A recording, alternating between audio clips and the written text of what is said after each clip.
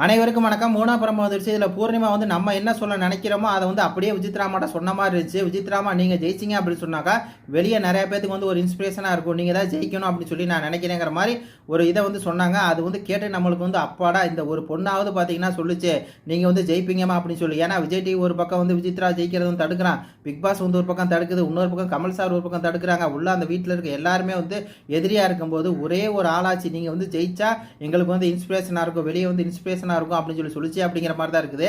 ஆக்சுவலாக வந்து இன்னைக்கு வந்து விசித்ராமா எலிமினேஷன் ஆயிட்டாங்க அப்படிங்கிறது அது ஒரு கன்ஃபார்மாக நியூஸ் ஆயிடுச்சு. நிறைய பேர் பார்த்தீங்கன்னா ட்விட் போட ஆரம்பிச்சிட்டாங்க.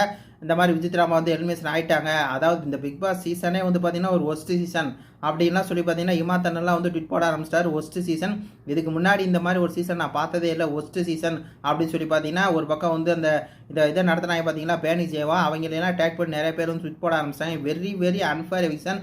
விசித்ரா மட்டும் ஜெயிச்சிருந்தாங்க அப்படின்னு சொன்னாக்கா அது வேற லெவல் ஒரு சம்பவமாக இருக்கும். அது பேசப்பட்டிருக்கும்.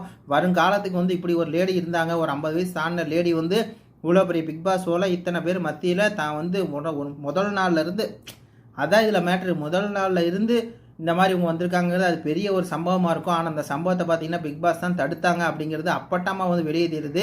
இந்த எவிக்ஷனுங்கிறது வந்து பார்த்தீங்கன்னா ஒரு சாத்தியமே இல்லாத ஒரு விஷயம். விசித்ரா எலிமினேஷனுங்கிறது ஒரு சாத்தியமே இல்லை. வாண்டடாக வந்து தூக்கி வெளியே போட்ட மாதிரி தான் இருக்குது. எனிவே இதிலே வந்து பார்த்தீங்கன்னா பூர்ணிமா சொல்கிறாங்க அச்சு நீ தான் டைட்டில் உண்டுன்னு சொல்லி. என்னத்த சொல்கிறது, கேவலமாக இருக்குது.